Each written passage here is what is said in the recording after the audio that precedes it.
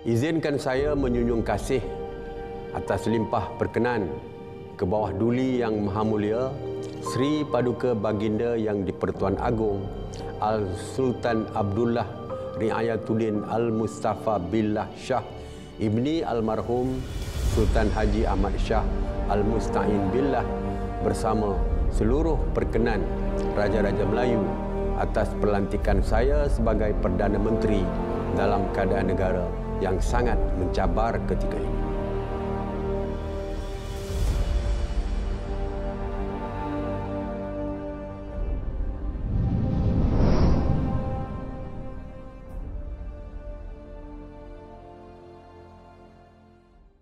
Setenang air di kali, kias yang boleh menggambarkan figura utama negara yang amat berhormat Datuk Seri Ismail Sabri Yaakob, Perdana Menteri ke-9 Malaysia, selepas diberi kepercayaan oleh 114 anggota Dewan Rakyat. Bila ramai orang bertanya berkenaan dengan bagaimana kita melihat Perdana Menteri kita pada hari ini, pada pandangan saya, tanpa prejudis, beliau seorang yang tenang. Beliau berbeza berbanding dengan semua Perdana Menteri yang pernah Malaysia ada. Ini kerana pada saya beliau mendapat jawatan Perdana Menteri pada keadaan negara berhadapan dengan post-Covid, ya, dengan isu ekonomi, isu keselamatan dan juga isu-isu yang melibatkan dasar awam dan polisi rakyat. Jadi pada saya beban besar ada di pundak beliau untuk beliau selesaikan. Jadi inilah dia yang saya lihat dalam masa setahun beliau menjadi Perdana Menteri. Beliau telah cuba sedaya upaya untuk mengadakan semua itu, tetapi sudah pasti bukan mudah kerana akan ada kekangan dan cabaran pada setiap ruang beliau untuk melaksanakan apa yang saya katakan tadi. Ramai yang sangsi bila Datuk Seri Ismail Sabri dipilih sebagai Perdana Menteri kerana ada beberapa faktor. Faktor utama adalah jawatan ataupun portfolio yang dipegang oleh Datuk Seri adalah hanya naib presiden. Kerana di atas beliau ada timbalan presiden dan juga presiden. Itu faktor pertama. Tapi faktor yang paling kuat yang memberi persepsi tentang kemampuan Datuk Seri Ismail Sabri adalah kerana kita tahu bahawa beliau dikatakan lihat orangnya sebagai pendiam. Tidak keras sangat dari segi membuat keputusan. Boleh dikatakan lemah lembut juga. Jadi itu yang dikatakan kesangsian orang ramai tentang kebolehan Datuk Seri Ismail Sabri. Memegang tampuk pemerintahan ketika berdepan dengan pelbagai situasi mencabar dalam menguruskan negara. Namun, sikap optimis dan tenangnya menjadi kunci utama dalam kestabilan dan keharmonian negara kini. Setiap Perdana Menteri ada karakter yang berbeza. Saya tak boleh letak beliau macam Tun Mahathir atau Tun Mahathir dengan beliau ataupun dengan Datuk Seri Najib sebab setiap kepimpinan ada aura masing-masing. Cuma dalam hal ini saya lihat Datuk Seri Ismail Sabri beliau lebih banyak tenang. Beliau tidak orang kata melompat-lompat atau terkejut banyak. Beliau lebih bersifat tenang dan cuba menjawab sebanyak mungkin dengan tenang. Itu satu karakter beliau lah yang dianggap sebagai lembab pula oleh ramai pihak. Tapi pada saya bukan. Beliau mengambil ketenangan itu sebab jawatan Perdana Menteri ini bukan mudah. Tersilap cakap akan diguna oleh rakyat untuk kembali backfire pada beliau. Jadi pada saya karakter tu adalah diri dia dan kita tak boleh ubah orang untuk menjadi diri kita. Dia sedar yang bahawa satu benda ini amanah kepadanya. Sebab tu kalau kita tengok orang caci dia apa dia senyap je. Dia tidak ada kata benda tapi dia membangunkan rakyat. Itu yang keluarga Malaysia tu. Nampak rakyat sudah boleh menerima dia. Konsep keluarga Malaysia yang diketengahkan oleh beliau sebenarnya percaturan besar untuk memulakan menyusun langkah pemulihan dalam semua aspek di negara ini. Kita adalah sebagai satu keluarga tanpa mengira agama, bangsa dan kaum. Setiap daripada anda adalah seperti keluarga saya sendiri. Kalau kita lihatlah, setiap dasar yang dibuat itu adalah untuk keseluruhan rakyat sebenarnya. Dan ini adalah konsep asas keluarga Malaysia. Nampak remeh, nampak mudah, tapi kalau kita nak tukar kepada dasar, itu sesuatu yang amat sukar. Kerana kita kena kaitkan dengan senario beliau dilantik menjadi Perdana Menteri. Dan kalau kita kaitkan, maka inilah satu konsep yang dikatakan unik, yang agak besar, kerana setiap konsep keluarga Malaysia ini terkandung dalam dasar-dasar yang digubal ketika Datuk Seri Ismail Sabri menjadi Perdana Menteri. Dua pendekatan berbeza. Satu, Malaysia dahulu lebih kepada unity kesemua. Tetapi keluarga Malaysia ini, kalau kita sebut keluarga, kita akan rasa lebih rapat. Kita akan rasa bahawa nilai-nilai kekeluargaan, iaitu dari segi mengambil berat, isu-isu prihatin yang dihadapi oleh ahli keluarga. Ya. Jadi di situ saya nampak beliau ingin menekankan tentang perpaduan yang lebih jitu di kalangan rakyat Malaysia tanpa mengira agama dan bangsa. Dan beliau secara umumnya juga ingin mengatakan bahawa beliau ingin mendengar suara-suara rakyat Malaysia yang mana isu-isu berbangkit seperti isu-isu kos sara hidup, isu-isu kemiskinan dan juga isu-isu yang berkaitan dengan kesinambungan hidup rakyat. Jadi di situ saya percaya beliau membawa gagasan keluarga Malaysia yang saya lihat, dan juga melalui acara-acara yang beliau sertai, dan juga beliau mahukan rakyat Malaysia supaya hidup bersatu padu di bawah lembayung keluarga Malaysia tersebut.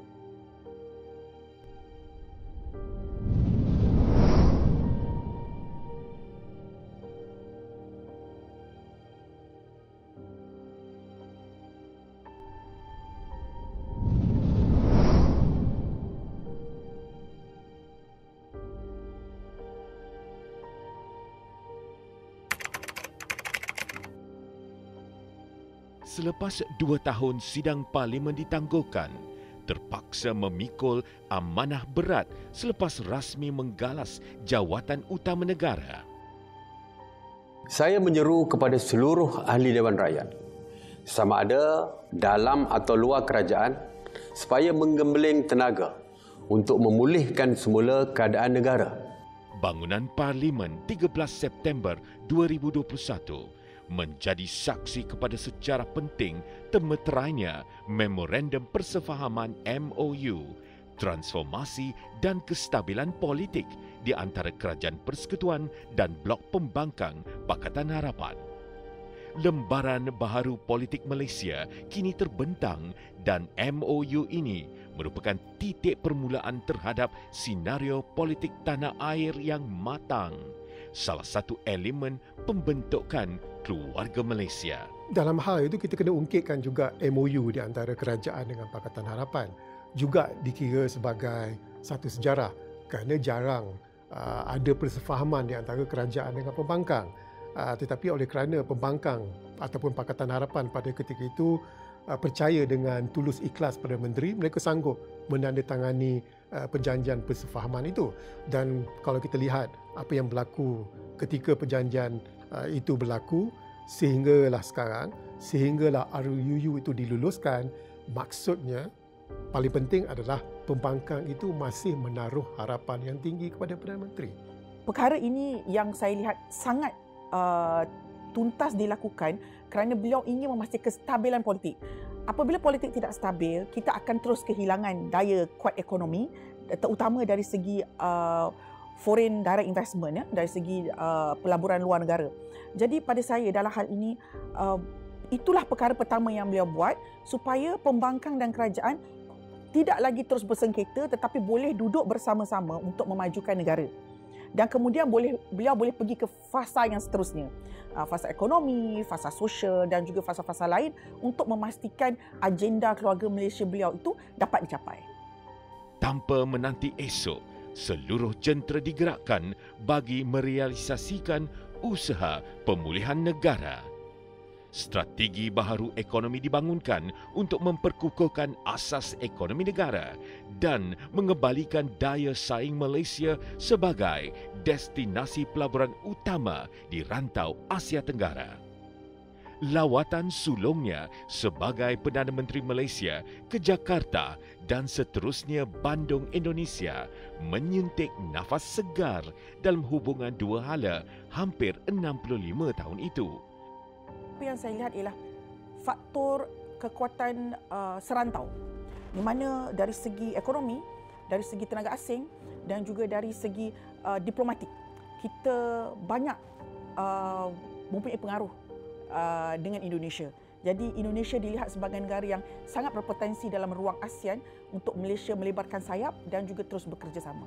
Negara-negara serantau seperti Kamboja, Thailand, Vietnam, Turki, Qatar dan lain-lain juga tidak perlu menunggu lama untuk disantuni Perdana Menteri ke-9 Malaysia turut menyaksikan permulaan yang signifikan buat negara dalam era kebangkitan pasca pandemik. Ya, saya ambil contoh yang terkini tentang imej Datuk Seri Ismail Sabri di mata global adalah tentang dalam hal perang Ukraine yang disebabkan oleh Rusia. Kita tahu apa yang berlaku.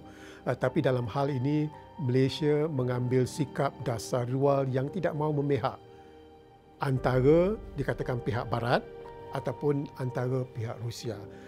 Malaysia mengatakan bahawa mahu penyelesaian ini dibuat dengan segera tentang perang Ukraine ini, apa isu sahaja, dan Malaysia sebagai dasar luar tidak mahu menyebelahi mana-mana pihak. Sama ada tidak menyokong Rusia ataupun tidak menyokong sebelah Barat. Itu adalah pendirian kita. Saya lebih ingin beliau melihat isu Malaysia di antarabangsa. Sebab nama Malaysia ni dah tak begitu gah di antarabangsa.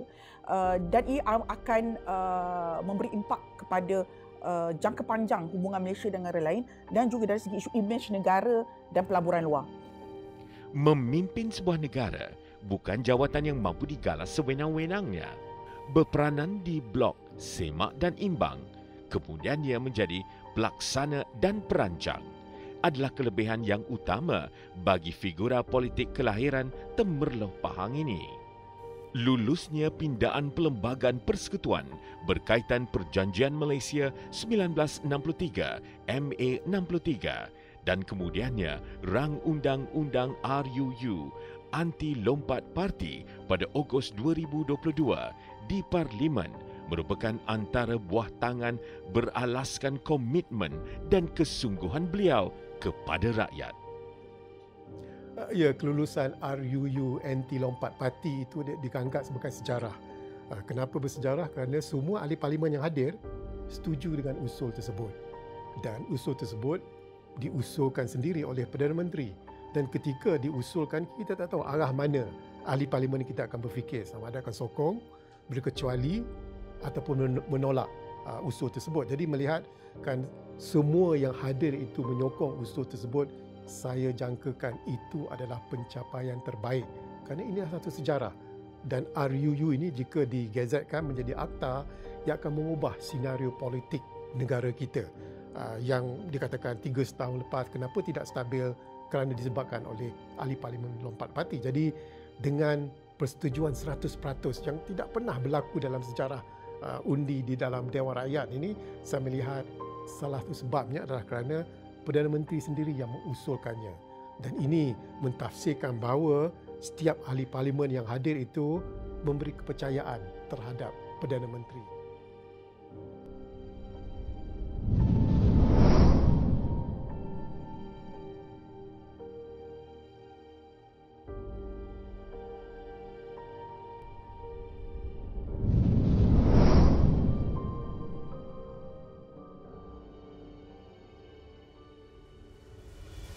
Baru usai menyusun jemaah kabinetnya, belum sempat menghela nafas lega, masih lelah menyusun strategi agenda pembangunan ekonomi negara. Fokusnya terpaksa diheret ke situasi bencana. Segenap kekuatan kerajaan ditumpukan serta-merta bagi membantu mangsa banjir yang berhadapan kehilangan nyawa dan kemusnahan harta benda. Perdana Menteri lantas mengaktifkan bantuan banjir keluarga Malaysia dengan peruntukan berjumlah 1.4 bilion ringgit. Saya beritahu orang tengah susah, tuan-tuan tengah susah. Kita umumkan 1,000. Kalau 3-4 bulan, 5-6 bulan macam dulu-dulu baru bayar, tak membantu mangsa banjir. Sebab tuan-tuan perlukan duit. Jadi kalau umum 6 bulan baru bayar, tak ada maknanya. Jadi saya kata bayar segera. Dan tak payah ngisi borang macam-macam lagi. Jadi yang lambat dulu mungkin banyak borang nak isi, hantar sana, hantar sini, akhirnya itu yang menyebabkan lewat. Tapi saya lihat beliau ada di sisi rakyat. Maknanya pada ketika bencana berlaku, beliau ada, tidak berada di luar negara, ada membuat lawatan, mungkin tidak menyeluruh kerana banyak tempat, tetapi kehadiran itu ada. Di bawah pentadbirannya, satu gerak kerja drastik perlu dilaksanakan untuk memulihkan negara susulan pandemik COVID-19. Kementerian-kementerian dan kerajaan-kerajaan negeri berganding bahu menjadi bumbung yang teduh, dasar yang kukuh untuk rakyat, diintegrasikan oleh iltizam dan aspirasinya. Keluarga Malaysia yang saya kasihi sekalian, Malaysia diuji dengan ketidakstabilan politik dan ekonomi yang berpunca daripada pandemik COVID-19. Cabaran ini turut dirasai di seluruh dunia. Wabak yang tidak pernah kita alami ini telah mengubah pola kehidupan kita. Pada ketika mula-mula beliau dilantik menjadi Perdana Menteri, beliau sendiri turun ke bawah. Tidak mengharapkan pegawai khas beliau untuk memberi maklumat. Jadi itu adalah sifat kepribadian yang lembah lembut, yang mesra rakyat, yang sememangnya ditagih oleh rakyat. Kerana setiap dasar yang dibuat, keputusan yang dibuat bukan bergantung kepada maklumat yang dihantar oleh pegawai khas ataupun orang-orang lain, tetapi oleh Perdana Menteri sendiri yang turun ke bawah. Jadi itu pentingnya kalau kita sambung, kita campur sifat mesra rakyat Datuk Seri Ismail Sabri dengan cara beliau, strategi beliau, kaedah beliau memimpin negara, itu adalah sesuatu yang memberi manfaat yang paling besar. Di bawah kepimpinan Yang Amat Berhormat, kita telah berjaya memasuki fasa peralihan ke endemik dan tidak lagi ada PKP dan sekatan-sekatan. Ibarat kayu besar di tengah padang, tempat bernaung kepanasan, tempat berlindung kehujanan. Ibarat ular menyusur akar, takkan hilang bisanya. Beliau dekat di hati rakyat. Beliau, Datuk Seri Ismail Sabri Yaakob, Perdana Menteri Malaysia.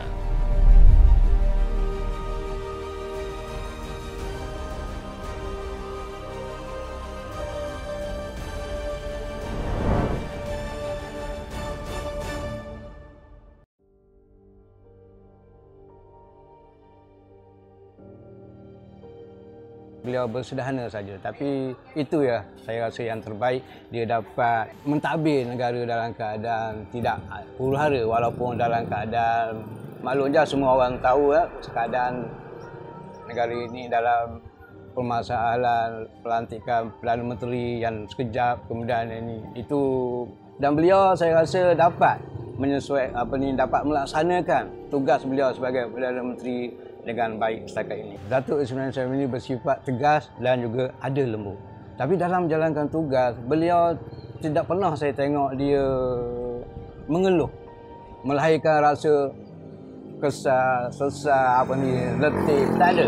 Walaupun dia saya tengok nampak letih, tapi dia tetap laksanakan tugas beliau sebagai PM. Dia dengan masyarakat kampung cukup sesuai. Dia tidak ada banyak protokol. Kalau kenduri kenara dia sampai kat Sabak, mengatar kawah, gulai kawah. Ya, ni dia punya cara lah. Dan dia selalu bercerita dengan saya, Din, kamu kalau kita di kampung, kita kena makan gulai dia, kita kena minum air dia. Sebab kita orang kampung. Jadi itu dia memang sesuai dengan itu. Dan begitu juga dengan majlis, dia selalu cakap ke saya, jangan saya duduk di VIP ke, saya tak nak. Tidak sesuai dengan saya. Saya nak sama berbaris dengan orang yang ambil gulai-gulai kampung, gulai-gulai ni. Sama. Kalau kenduri pun dia sama. Pergi ambil, cedok sendiri. Saya Muhammad Razali bin Yang Modem, penguasa Rempin, Kampung Lembut Liang, Kuala Lumpur. Saya ni, Rempin ni memanglah kegemaran saya lagi dulu. Depan keluarga saya pun memang suka makan emping. Lepas tu dah lama-lama ramai yang orang suka mengemping pada sini. Termasuklah PM kita sekali datang suka makan emping. 2014 saya mula-mula usahakan emping ni. mula saja kecil lah. Lepas tu nampaknya dah ada sambutan tu saya buat besar-besaran lah. PM tu lepas tu dia pun nak datang bagi mengempin. Lepas tu masuklah dia 3-4 kali datang sini lah mengempin. Dia pun memang dia pun dah asal dia orang kampung, dia memang suka mengempin. Saya dengan dia ni pun tak ada protokol lah sebab dia biasa mahkamah saya kan. Saya tak ada lah kira-kira nak ada apa barang tak ada. Saya dia macam adik-beradik lah dengan dia lah. Anak-anak saya masa itu dia baru sangat umur 5 tahun macam ni. Dia selalu nampak kita PM balik, dia punya kereta, dia terus naik kereta dia. Dia masuk dalam kereta ni main-main, dia suka tekan sini tekan sana lah. Ada sekali dia suat lupa turun tau anak saya, dia PM tu nak bawa sampai separuh jalan, dia tengok anak dia ada dalam, dia terbalik. Dia pun terkejut tu. Nak dalam pandangan saya memang dia tak lemah, dia memang tegar, memang okey lah. Orang kata kalau orang lemah ni, orang saja dia nak lemah, dia tak nak bantu orang. Orang yang macam ni, dia bantu orang, dia tak lemah lah, mana maksud dia tu. Terima kasih kepada Datuk Seri Ismail Sabri sebagai menjadi Perdana Menteri selama naklik setahun. Jadi ucapkan terima kasih kepada Datuk Seri Ismail Sabri, akan datang mungkin apabila berjaya Datuk Seri menjadi Perdana Menteri Malaysia, akan membantu seluruh orang asli, tak kira bangsa, kaum dan bangsa. Jadi itu saja saya ucapkan terima kasih kepada Datuk Seri. Di kalangan orang Bera telah dilantik sebagai pemimpin nombor 1 negara, dan saya rasa dengan pelantikan itu insya-Allah Datuk Seri dapat membina Malaysia, memperbaiki sebagaimana keadaannya sebelum ini, walaupun kita ditimpa dengan keadaan COVID, PKP dan sebagainya, dengan masalah politik. Jadi pada saya yang telah lama berkenalan dengan beliau, jadi saya rasa Yang Muhammad Datuk Seri mampu di atas kewibawaan dia untuk memimpin dan mencorakkan negara ke arah yang lebih membangun lagi, khususnya dengan apa yang dia canangkan sebagai keluarga Malaysia pada hari ini. Tak kenal maka tak cinta. Jadi kami di Bera ni memang kami kenal dan kami sangat-sangat memahami dari segi sikap dan sifat dia lah sebagai seorang pemimpin. Jadi bagi saya benda ni kita tak perlu cakap saja. Jadi terjemahkan tu melalui perbuatan dan juga bukti lah.